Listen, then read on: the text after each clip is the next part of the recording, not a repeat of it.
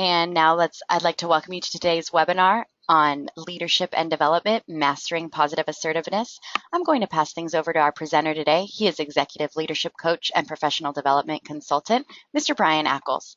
Brian, you now have the floor.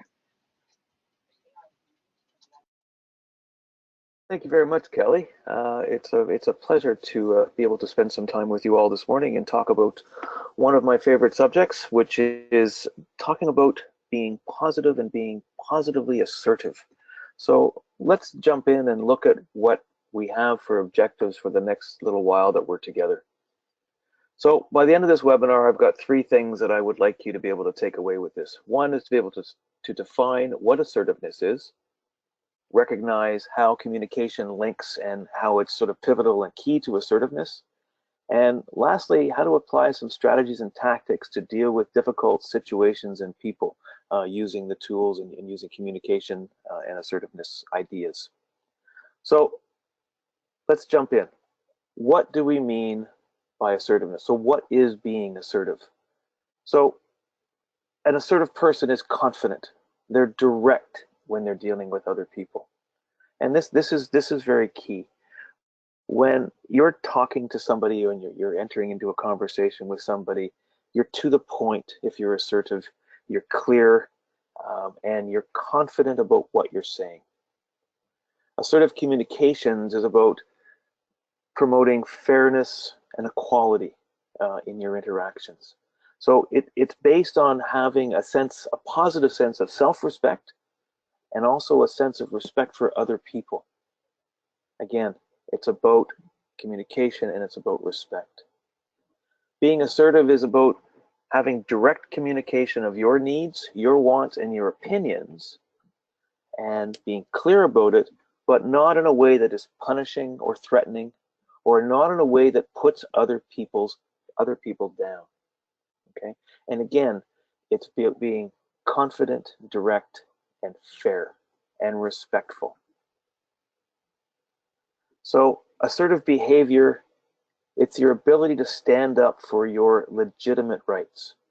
And your legitimate rights don't violate the rights of others. And it's not about being fearful. Right? Assertive behavior is also situationally specific. So different kinds of behavior can be used in different situations. So if you're in a work situation, if you're in a meeting and you're presenting, your behavior will be different potentially than if you're in a one-on-one situation dealing with a disruptive staff member. It may be different. Assertive behavior will certainly be different if you're dealing with a child or dealing with a friend in a social situation. All of these are very situationally specific ways of being assertive. So when we talk about assertiveness, really it's about how you communicate, and really this is how people see you as assertive or not. So let's talk about the four basic styles of communication: passive, aggressive, the combination of passive aggressive, and assertive communication style. Now we'll talk about these four in a bit more detail coming forward. Everybody has a unique communication style, and that's based on a number of factors. It's one, what we're born with, how our brain is actually wired. It's based on our background, our education, our family structure, our cultural influences, the societies that we live in. That all affects how we communicate, and it all builds our communication style, if you will. The thing about communication is, because a large portion of this is a learned behavior, and I'll stress that it's a learned behavior, we can change and we can become better at communicating as we gain a greater understanding of what our own communication style is, and also gain an understanding of how to recognize the communication style of somebody else. So once you begin to recognize the style of somebody else, you can also recognize how your style may be contributing to a successful conversation, or maybe it's contributing to an unsuccessful conversation, and you can adapt your style as needs be. So you can accommodate others more effectively and modify your style depending on the situation that you're in. And this goes back to assertiveness being situationally dependent. And again, it all links back to communication. So let's walk through these. So let's talk about the passive person and passive communication styles. So we all have met or deal with passive people in our lives. People who avoid expressing their opinions, people who avoid expressing their feelings. They avoid protecting their own rights. They avoid, they don't worry about their own needs, or they avoid even trying to meet their own needs. Passive people are very insecure. They have very poor eye contact with people. When you're talking to a passive person, they'll be tending to look away. They really won't want to make eye contact with you. Their body posture will not be very clear. It'll be kind of slumped, and you'll get a lot of apologizing, whether directly or indirectly. You'll see words like sorry, or no, I didn't mean to interrupt you, or no, sorry about that. Yeah, no, I'll just listen if you don't mind. And you'll get a lot of and yeah, sorry, yeah. So you'll get a lot of that type of communication, and just you feel that they don't really want to stand up and be counted, if you will. So now let's go to the exact opposite of that. And we go to the aggressive person. Now, an aggressive person really doesn't care about anything else but themselves, right? They'll communicate in a way to violate the rights of others. Doesn't matter. It's all about them. They have the right to speak their mind. It doesn't matter what they say. It doesn't matter who it affects. It doesn't matter what the outcome of what they say. Aggressive communicators are typically or often verbally or physically abusive, or both. You'll have people who are jabbing their finger at you. They're pushing. They're right in your face, or they're actually physically touching it while they're talking, and it's loud. It can be very intolerant types of communication. They have low tolerance for frustration. They use humiliation. They'll put people down. They'll interrupt people frequently. These are the type of people it's almost impossible to have a conversation with, because, as I'm sure you've all heard the expression, they love the sound of their own voice. So they're constantly trying to keep the conversation to them, focused on them. So they'll keep interrupting you. They will criticize people. They will blame other people for whatever's going wrong. They will attack other people. And they're very direct in their eye contact. They will be staring at you intently while they're talking to you. And aggressive people are really not very good listeners. And we'll talk more about listening as we move through this webinar. So we've all dealt with aggressive people. We see examples of aggressive people in the media pretty much every day. So they're relatively easy to recognize. Hopefully, you don't have many or any of these people in the workplace, because they tend to move through the workplace relatively quickly, depending on their ability to hide or not. So now let's put this together and talk about the passive aggressive person. Now, passive aggressive is these are the people that can be hard to suss out. They use a style which may appear to be passive on the surface, but they're really hiding anger, and there's something going on inside them that really is angry and frustrating, and they're hiding it behind a facade of passivity, if you will. Now, passive aggressive people you'll often see them sort of quietly talking or muttering to themselves. They have a tendency to try and sabotage and sort of use guerrilla communication tactics. They won't get in your face in terms of trying to communicate if they're having a problem. They will find different ways to get their point across rather than directly communicating with you. And this is typical of a passive aggressive style of communication. And then we get to the assertive style of communication. So if you're an assertive person, and if you have an assertive style of communication, First of all, assertive people feel connected with other people. They truly care about the people that they work with, and they feel an emotional connection. They feel that they know them, they're part of their lives. Assertive people make statements of needs and feelings clearly. And we'll go back to that first definition of assertiveness. It's about clear and direct communication. But those statements are made appropriately and they're made respectfully. And that's very important. So an aggressive person is telling you exactly what they want, and they're telling you exactly when they want it, and they don't care if you want to give it to them or not. Now, an assertive person is talking about what they need, why they're feeling the way they're feeling. They're asking your opinion. They're making sure that they're respecting your boundaries and they're respecting the way that you communicate. Assertive people generally feel that they're in control of themselves. They can manage their emotions. They can manage their tones of voice. And assertive people are good listeners, and they maintain good eye contact. So assertive people really have a high degree of emotional intelligence as well. They understand the triggers. They understand what makes them feel the way that they feel, and they can manage their emotions. And they can manage this as they're talking to people. And assertive communication and assertive people create a respectful environment. They do not allow other people to abuse them, and they don't allow other people to manipulate them in a conversation. So they will stop people saying, I'm sorry, I don't feel that you're being very respectful.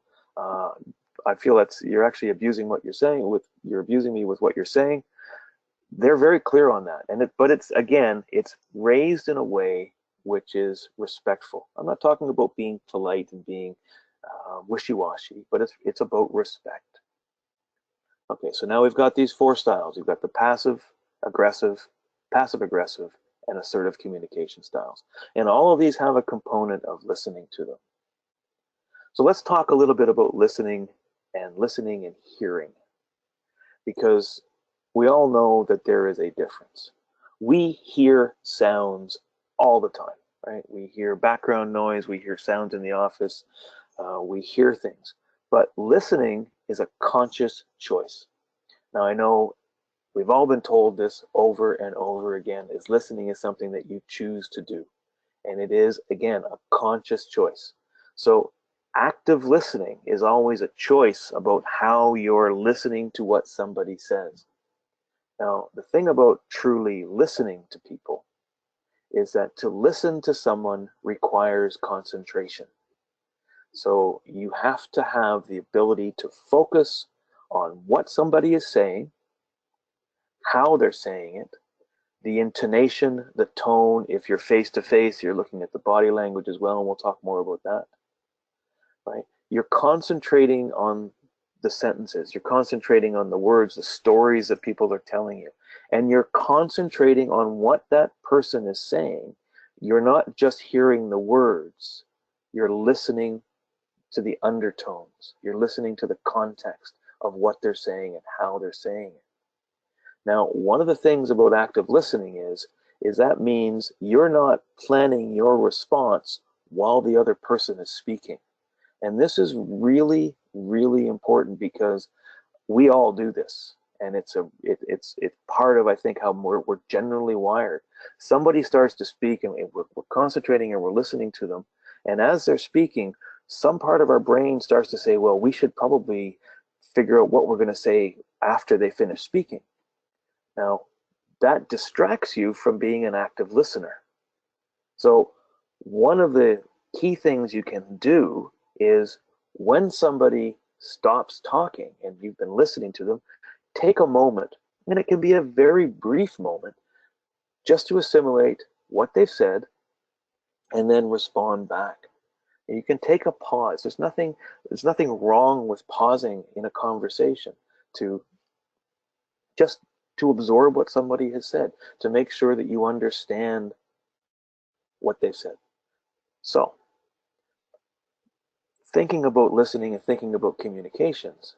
So, as you're going through this active listening exercise, you're also looking at communications and understanding the dimensions of which the communication is taking place. So why is this person talking to me now? Why is this person communicating with me now? And dimension of communication can be, applied to both spoken communication and to written communication. So the length of the message, how long is this person talking to me, or how long is the email that they're sending to me? I have had the fortune or misfortune, I suppose, to work closely with people who would write 3- and 4-page emails, very detailed, lots and lots and lots of information in them, with the key point typically buried somewhere in the middle of the email that you might or might not necessarily see. So that can tell you something about how they're communicating. The words that are chosen when people are communicating with you, is it a very formal communication? Um, Mr. Ackles, I've brought you into my office today to talk to you about a very serious matter. That might give you an indication that it's going to be a pretty formal discussion. Is it full of slang? Is it very casual? Is it more sort of roll with the punches types of communication? What about the pace, the volume? How are people talking to you? How loud are they getting? Are they speaking really, really quickly? Or are they trying to speak in a measured way to make sure that they're being heard and understood clearly? And we all, again, and I'm as guilty of it as anybody else, and I try and make sure I try and slow down my speech, but we're all guilty of speeding up our conversations and speeding up our words. We need to take a moment just to slow down and make sure that we're being understood, particularly as we're in a more and more and more multicultural environment where we're dealing with a lot of people whose first language may or may not be English. So speaking clearly, speaking at a reasonable pace, gives people a better chance to understand what you're actually saying. Think about the pauses and hesitations in communication. How do they enhance a message? So if you're stopping for a second, if you're pausing, if you're hesitating during the message, and a pause and a hesitation is different. A pause is very purposeful. A hesitation can be, I'm not quite sure what I'm going to say next. Now, what about the nonverbal cues? And this is the body language. So we talked about passive people who don't make eye contact. They have more of a slouched body posture. Aggressive people who are very much in your face. What about their facial expressions? Are they angry? What do they tell me about the message? So all of these things are dimensions of communication that, although it seems like a lot, we process this, all of this information, we process this in a split second. The length of communication, we don't process in a split second. That tends to go on and on and on. But you processing why they're talking to you, how they're talking to you, the volume, the pace, the pauses, hesitation, cues. All of this, you're evaluating this as you're actively listening to somebody. So when people are asked, when you're actively listening and you're thinking about just concentrating on what people are saying, and you get to the end, that person stops speaking. Now, there's certain things you can do as an active listener to make sure that you've understood exactly what was being said, and that's using different types of questions. So, open questions. So, can you tell me what you think about whatever? And that's a very opening question. Clarifying questions. So, if I heard you correctly, what I think you mean is, and you're asking them to clarify, you're repeating back what they've said to clarify, to make sure that you've got it right. Or close questions. So your position is that we should do this. That's a very closed question. It requires a yes or a no. So you can use these types of questioning techniques to get more information. And that also helps you form a response to what people are saying, and it enters into a dialogue with people, and it shows people that you have been actively listening and paying attention to what they've been saying. Now, if people have come to you and said, I really need to talk to you about something, and then you turn around and you prove to them that you're paying attention by actively listening, you're showing a great deal of respect to that person, because they've come to you to ask to communicate, to talk to you about something, and you've agreed. And not only have you agreed, but you've proved to them that you are interested in what they're saying, and you are taking the time to truly listen to what they're saying. So as we go through all of this, you also have to understand how your thoughts impact on how you communicate and how you listen to people. So how positive are you? What type of thinker are you? What are your typical thought patterns? Like, are you a very logical person? Do you like to hear things laid out very clearly and very concisely? Does it bother you when it doesn't? Does your mind wander? Do you have a lot of negative thoughts? So let's talk a little bit more about negative versus positive thinking. So thinking about negative things all the time is easy. It's easy to fall into the, yeah, that didn't work. Well, yeah, go figure, kind of expected that wouldn't work. Or, yeah, well, it didn't work again. So what, oh, wow, that person cut me off. Figures. Whatever. Negative thinking is easy because you don't really have to think about it. It's just something, yeah, just blurt it out. But positive thinking, and this is, the research in neuroscience proves this, it takes more effort to think positive thoughts. Now, especially if you're not used to thinking positive thoughts. If we're typically a doom and gloom person, then doom and gloom is easy because it's sort of the pattern we get into, and it's the pattern we're comfortable with. But positive thinking means that you're thinking in a way that is looking for the best in life, looking for the best in what people have to offer. So you create a positive self-talk if you're new to positive thinking. Think about things that make you happy. Think about things about yourself which are great. So there's some examples here.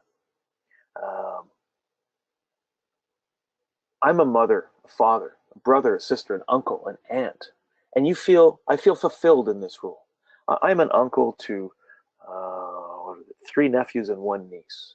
I don't get to see them very often, but when I do see them, I'm happy being an uncle. I don't have any children, and my wife and I don't have kids, but I live for my nieces and nephews, and they're all young adults now, and it's great fun because they're wonderful human beings. When I do something I love, it really, really energizes me. My wife and I spend a lot of time sailing. We actually live on a sailboat, and our passion is getting out on the water. We were out this past weekend, and we had an absolutely beautiful weekend. We spent 2 days away, and it felt almost like a week. As we came back, we were truly energized. I have a great career. It's very challenging and it's very fulfilling. I have a full-time role, a full-time director's role in a public safety organization, and I have my consulting work on the side, such as doing work like this. And I find it all very fulfilling. I'm worthwhile simply because I breathe and I feel. I practice Tai Chi, and I love that. When I finish my Tai Chi sessions, and it's something my wife and I do together, we both feel wonderful. We're both much more aware of ourselves because of it. So think about these things. Think about the positive self-talk you can create for yourself, for your own situation. What makes you a wonderful person? And every single one of us is a wonderful person in one way or another.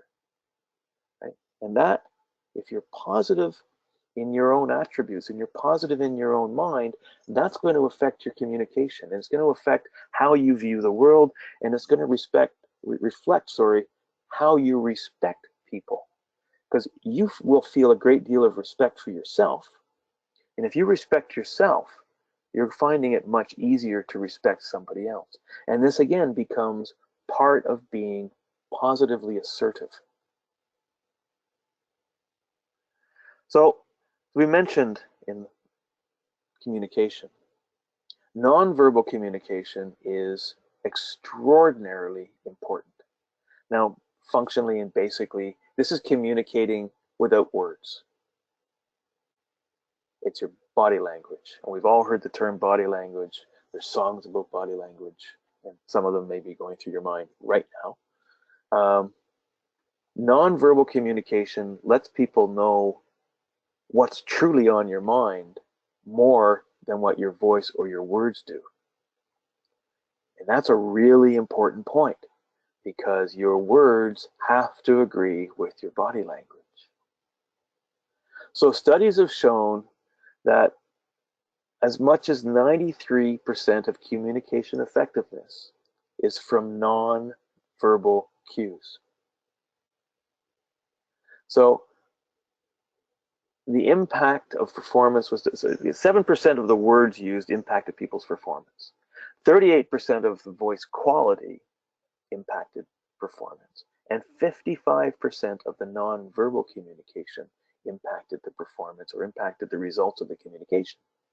So if you think about this, if your communication is in conflict, if your words are in conflict with your body, right, people won't believe you. It's incongruous. Right? If your words are saying positive things and your body is going doom and gloom, right? If you've got a slump body posture and you're just like, oh my goodness, what's going to happen? But your words are really bright and cheerful, or your body, your voice quality is bright and cheerful, but 55% of your communication is not. That will lead to a breakdown in trust and a breakdown of how much people are going to actually believe what you say. And this is really, really important. And this is something you can actually practice. You can practice speaking in front of a mirror. And it sounds odd, people say, oh, you'll talk in a mirror. If you have to give a speech, if you have to give a talk, practice in front of a mirror. As weird as it sounds, and if for any of you that have done it, you know that this works. Once you get over laughing at yourself, and we will all laugh at ourselves when we start talking to ourselves in a mirror, you start to recognize your facial expressions and how you use your facial expressions while you're talking to somebody, and how you use body movements, and how you use your hand gestures, etc. So think about this when you're thinking about communicating or you're planning on giving a talk, and you have to understand all of these factors. So understand the positive thinking, understand your body language, understand the words that you're going to be saying, understand your delivery style, about being respectful. And it's all about creating this full-on communication package, if you will. So some key components of body language. Eye contact. Now, you don't want to have the piercing stare. The piercing stare can be somewhat unnerving to people, and can be seen somewhat as you might come off something like a sociopath, which is probably not the look you're going for. So you're making direct eye contact with people, but you're not staring at them. You're also not just constantly looking away, but you're making sure people understand that you see them. Your posture. If you're sitting, sit comfortably. Don't slouch. You don't want to sit too rigidly. You don't want to be sitting there, with your shoulders back, chest out, just really, really tense. You want to be comfortable, and you want to. That should portray to somebody else that you are comfortable as well. If you're standing, again, stand comfortably. Whatever comfort is for you, and not everybody stands the same way. But again, avoid slouch. You're thinking about good posture. So thinking about standing up straight, standing with your head square, being able to make good eye contact with people. And think about the movement that you're doing with your body. Now, you can't see me. I'm sitting comfortably actually on my boat for this webinar. I use a lot of hand movements when I talk, and I'm quite conscious of that. And I'm using a lot of hand movements as I'm talking to you now.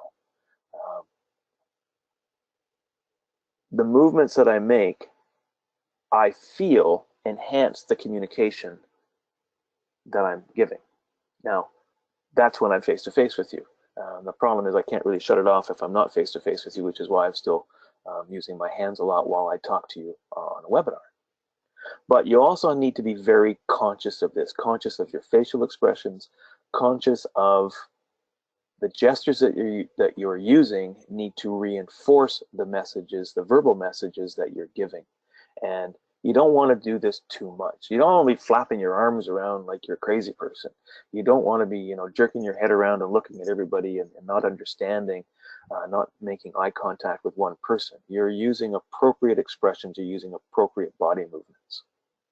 And these are very key components of body language. And again, like we said right at the beginning, this is all stuff you can practice, and this is all learned behavior.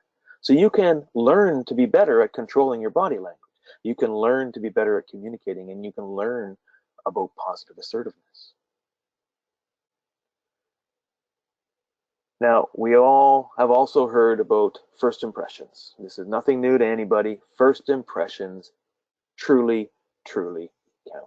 We've all been in job interviews, and we all know, and if we've ever interviewed somebody, and most of us probably have, that we make a decision about people or we make an evaluation about people in the first moments that we see them.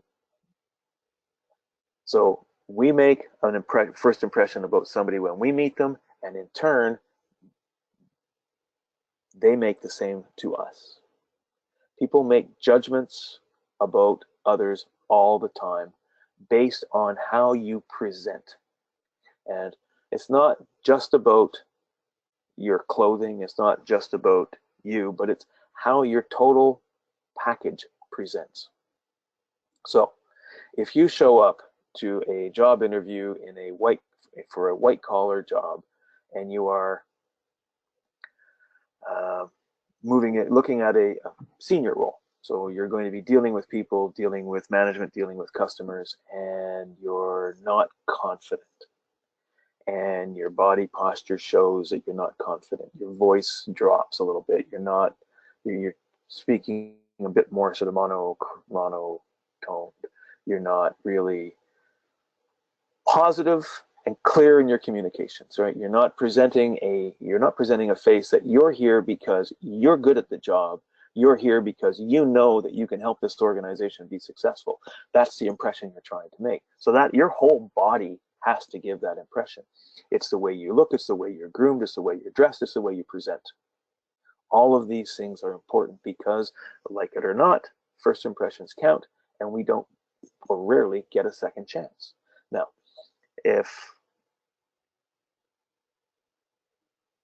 how can I put this?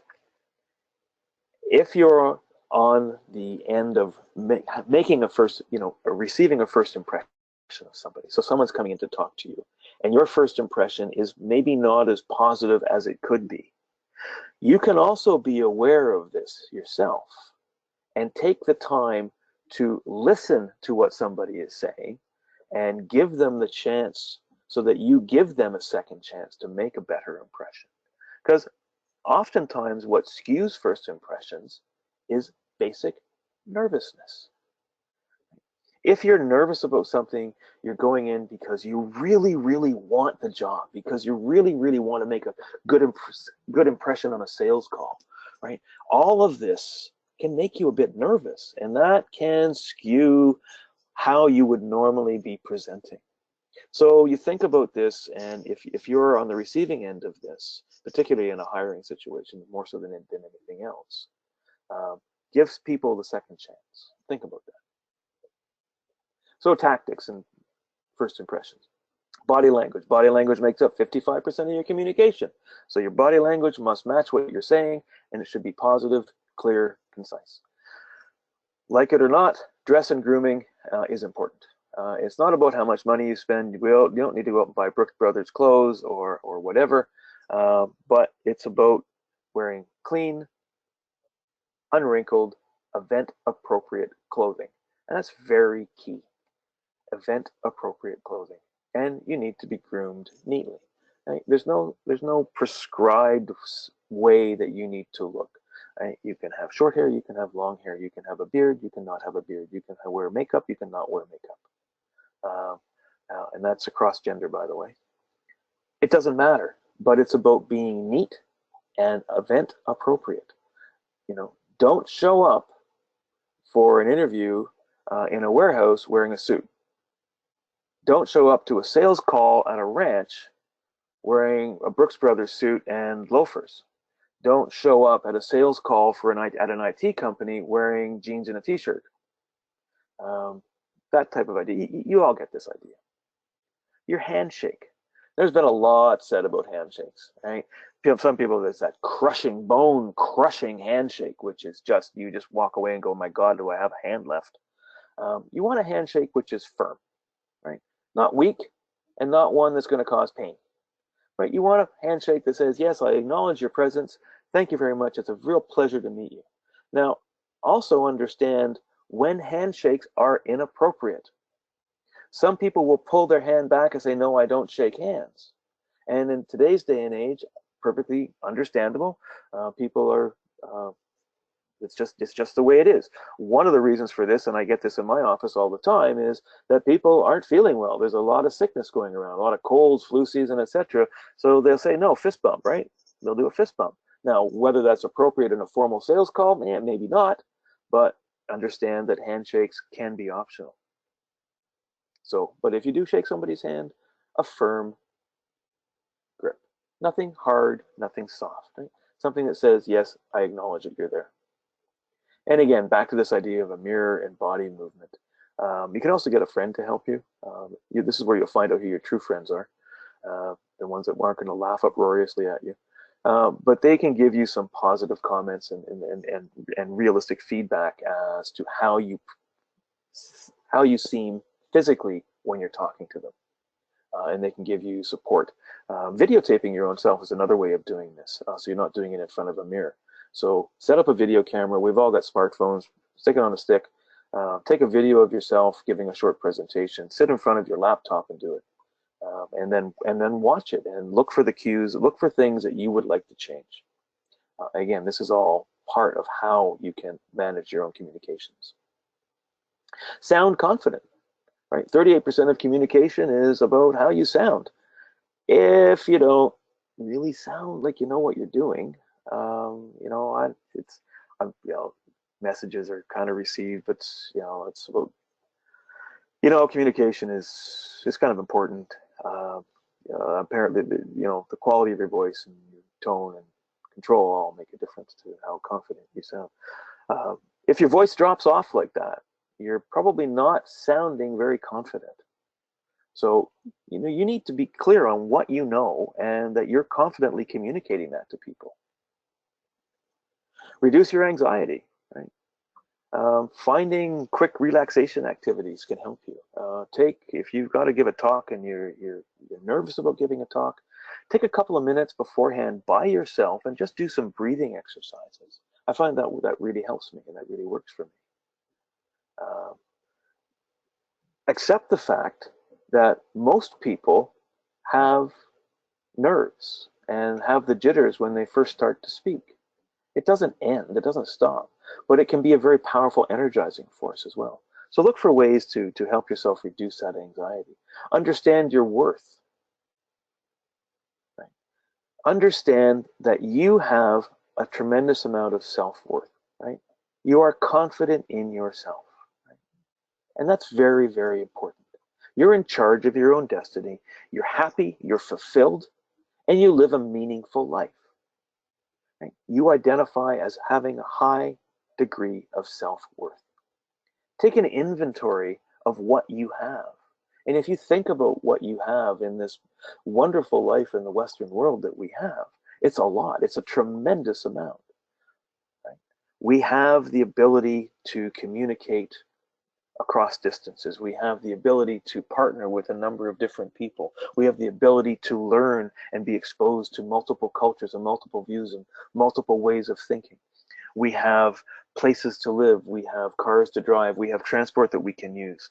I live in Vancouver. We have bike lanes everywhere if you want to bike around. We have a wonderful life.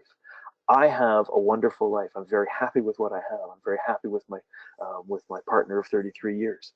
Uh, I have a high degree of self-worth, and I truly believe that. I truly feel that um, I'm confident that what I've got it, and that I can share things with other people. Identify your own worth. Know that you're good. So let's talk last about being assertive in difficult situations. And we've all faced these. For any of you that are managers out there, we've all faced the difficult employee, the person that we have to deal with in a challenging situation. If you're in sales, you've certainly dealt with difficult customers.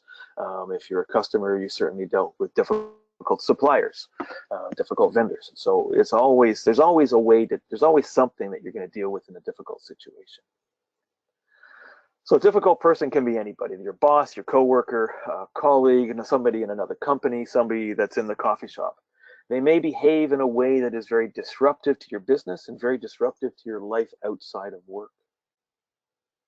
In a work setting, this person can really disturb the workflow and really disturb the team, and can lead to a lot of flared tempers, can lead to an excess amount of gossip, etc. And this is the person that will take a team, which is maybe a pretty high functioning team, and almost destroy it for whatever reason, right? And the thing is, you need to get to the bottom line of why that's happening, because you can't afford to have people disrupting work, because difficult situations and people that disrupt work cost organizations money, and they cost organizations time, they cost organizations reputation. So all of this, suffice it to say, is that we have many different areas where we can find that we have to deal with difficult people, and we have to learn to deal with it. We can't ignore it. It doesn't go away. So sometimes we sort of inherently or innately try to apply some coping filters. So we remove all the positive things about that person. Oh, they were the worst person I ever hired. It was the worst thing I ever did. We build consensus about, do you think, is it just me, or is that person really not very smart? We did they really do that, something that stupid? Why do you think someone would ever do something like that? If you hear those words coming out of your mouth and you hear them coming out of other people's mouths, they're building some way to defame somebody else. You're explaining a person to somebody else in very negative terms. You're also letting your anger drive you. And anger is something which kind of removes the filters when you're having a conversation with somebody. So anger can be a very dangerous thing to have and to use when you're dealing with difficult people. You need to remove the anger from the situation.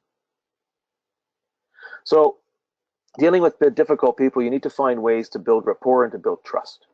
Right? You need to find some way that you find something in common with this person, so that you've got some foundation to work with. So you're looking for something that they do, something that you share in common from your workplace, from your lives, etc. You're trying to find something, there's a core common ground to help you build a foundation of trust on. And this is important. So once you find that, and once you find that you've got something in common there, you've got some core trust there, you start looking for ways of gathering the facts. And again, you're now trying to find out what's going on. So you're actively listening, and all the tools, and we talked about active listening. When somebody's talking, ask their permission to take some notes. And asking their permission is really important, because a couple of things. So you, as an assertive person, you're respectful and you're communicating respectfully. So you're being very direct in your communications, and you're directly asking somebody, I want your permission to take notes. Now, it may mean that what you're really saying is, it may mean that I might not be looking at you all the time because I'm taking notes, but I am actively listening, and this is important enough that I want to write it down. It may be that you have to enter into a written communication with this person because it just doesn't work face to face. And this can be a very powerful tool to diffuse a situation when something is very highly confrontational, very negative or very emotional with people. So write down sort of the opening parts of the communication, uh, state the facts as you know them, and then part of that might be to suggest moving forward that you sit down face to face and talk through the situation. So these are some of the tactics you can use to help further communications with difficult people. And it's, again, as an assertive person, you're using all of your assertive skills to deal with this. You know, respect, trust, direct communication, good communication skills, you're utilizing your good body language skills. All of this comes together. So you're using the best practices, right? We understand in our conversation who we're talking to.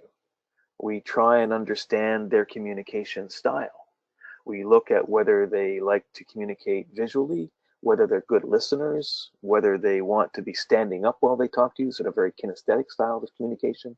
And there's a lot more about communication style that we're not going to get into here, but and there's a lot more you can learn about it. But the more you learn about communication styles and how to recognize other people's styles and your own style, the more you can adapt your communication style to complement that other person's.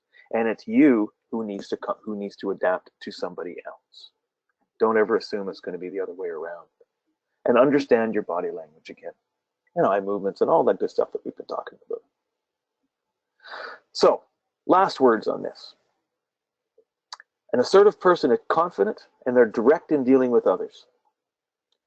Everybody, and I mean everybody, can become better at communicating with a greater understanding of their own style and the style of others. You can learn to accommodate and modify your style.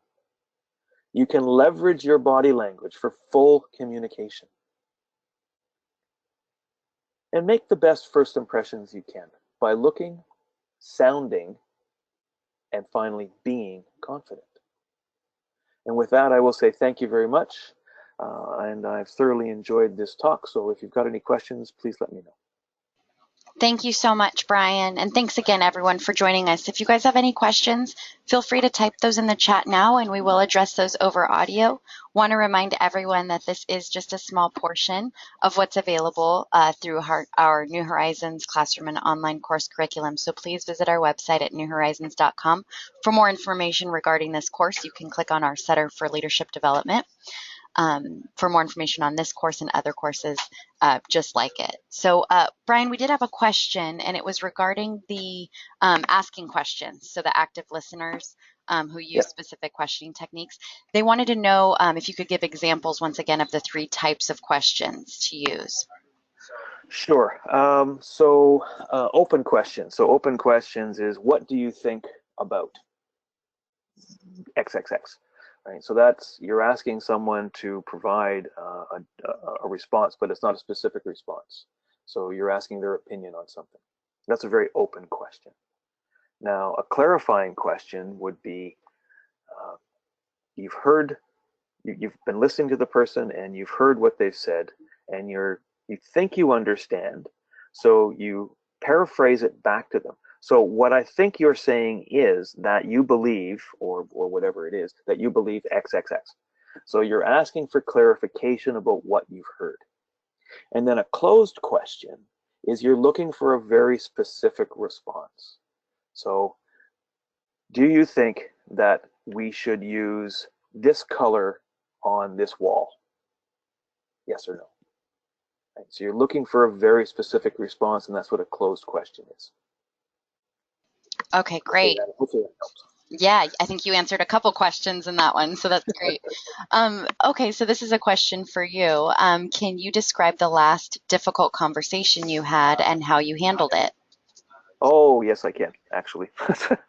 I have an employee working for me who was, prior to me taking over this team of people, was put on a form of probation within our organization. And that probation was, he needed to demonstrate 3 particular things in a certain time frame, in a 12-month period. And it got to the end of the 12-month period, and he had not done any of the 3 of them. And what the consequences of that was that he was going to be demoted in pay grade. We weren't going to be letting him go, but we were going to be rolling him back to a lower pay grade.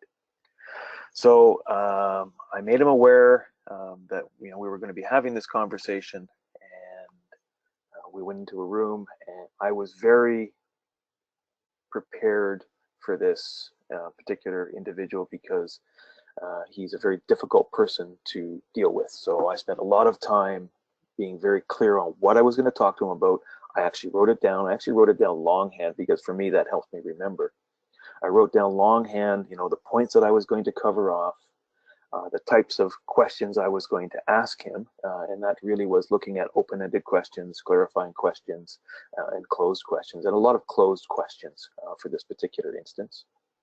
The room that we sat in was quite small. I introduced it, planned out, introduced what we were going to be talking about, gained his agreement that this was how we were going to talk, what we were going to talk about, went through the points, and as he objected to everything, as I knew that he was going to, we kept the conversation very, very factual, refused to get angry, refused to rise to any of the comments, the very negative comments that he was making. He was getting very emotional. At the end, calmed him down to a point where it was, okay, you understand that this has happened. This was what was set up. This was what was evidenced by what you've done. You've brought up these points. I respect that, but at the end, you still haven't satisfied the 3 conditions. And he grudgingly agreed that he had not satisfied the 3 conditions. And he did take it to my boss. He did complain, and he did actually ask my permission to talk to my boss about this, which I freely gave. Said, please feel free to talk to my boss about this. That's fine. But it was a very planned, very controlled conversation. And it really had to be because this individual is was very emotional, and he can be very difficult to deal with. All right, thanks for sharing that, Brian. The next question we have is, hold on, sorry, I just lost it. We have a few coming through right now. Would you agree that the communication style depends on the importance of the relationship? Communication style depends on the importance of the relationship. I would say that your communication style adapts to the importance of the relationship. Absolutely. If you have a very strong relationship and a very good relationship with somebody, your communication style may be more relaxed than formal. If you are dealing in a situation which is you're dealing with somebody who has some control or some authority, and you're unsure of how your message is being received, your communication style is going to be a bit more formal, perhaps. So, yeah, I would say that it would be more situationally dependent than not. Yeah. Okay, and then how would you address a manager who is in the center of negativity within a department and causing high turnover, but upper management does not want to address it? So I presume that question would be coming from somebody who works for this manager, and that can be quite difficult to deal with. So you're dealing with somebody who is your boss, or dealing with a boss or somebody that's in a management position above you. Now, depending on your relationship, you can have a discussion with this person about the negative talk. Depending on your relationship with other managers, perhaps you may approach it sideways and talk to this manager's peers and colleagues. And if you know somebody well enough to have a frank and a respectful conversation. And again, being open, direct, and respectful in that conversation with whoever it is you're going to get to. Sometimes it can be easier to go to one of this person's colleagues and raise it, and they might be able to raise it with them, depending on the nature of the relationship. It is a difficult situation, though, and all you can do is counter that person's negativity with your own positive messaging. And if you can get that positive messaging through to more senior management, in one way, shape, or form, they can maybe work with this person to change their negative messaging to more positive as well. Lots of nuances in that answer, and I'm sorry I can't be more precise without knowing the situation in a bit more detail. All right, and how would you communicate with a bully in management and stay in control of the situation? Yeah, that's tricky. It's not really tricky. It's you need to be very aware of your emotional cues and your emotional triggers. We all deal with bullies, and they can be very aggressive people. That's typically what they're typically aggressive communicators.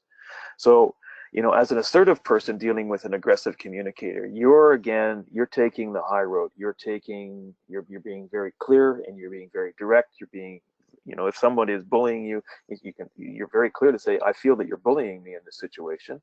I don't appreciate the way that you're speaking to me. I don't appreciate the implications of what you just said. Here's what I heard. Is that what you mean? You can turn it around by starting to ask them clarifying questions as well. But you need to maintain control of your own emotions, and you need to be very sure that you're staying on the message that you want to give to this person, and that you don't allow them to take control of the conversation and turn it into something negative. You need to take it positive, you need to be respectful, but you also need to be clear, and stand up for your own needs and your own desires. All right. And then this next person says that gender seems to play a factor with some people and their communication style. Do you have any side notes that can be added with that in mind? Ooh, yeah. No. The easy answer is no, but I'll take the hard answer. So you're absolutely right. This person's absolutely right. Gender does play and still does play a role in communication. Unfortunately, it shouldn't, and we should all be striving very hard to make sure that it doesn't play a role in communication. And I think that if you're a witness to communication which has a gender bias, you should be able to call that out respectfully. It's something that we need to be very aware of, and it's something that we all need to combat. And that can be, gender-based disparity on both sides, but typically it is more towards women. And it's unfortunate, but we need to address it, and we need to call it out, and we need to fix it. All right. And this person is they're self-employed and they want to know if these suggestions will work with customers as well as coworkers. Oh, absolutely. Probably more for self-employed because you're really dealing. You're the be-all and end-all of your own business. You're the salesperson, you're the developer, you're the account manager, your customer relations, your marketing, everything. So absolutely, yeah. Being an assertive person, self-employed is critical to success. Absolutely. Having been self-employed for years, I can say that with a lot of confidence. All right. And then this will be our final question. We actually have a few questions on this same topic, but when you find yourself in a situation in which you have to work with someone who has a somewhat aggressive communication style, where they stop people from talking, interrupt, and are so direct that they sometimes make people uncomfortable in group situations, what would you suggest? What are some of the things you'd suggest? We had a few questions on this. Okay, this happens a lot, and one of the things that I found for myself that works very well is I will actually stop that person from talking and say, "Excuse me, just hang on a second. I believe Bill or Jill or Joanne has a question or has a comment over here," and I will stop that person from talking and take control away from them and give it to the person who you feel is being bullied, who is being the target of aggressive conversation.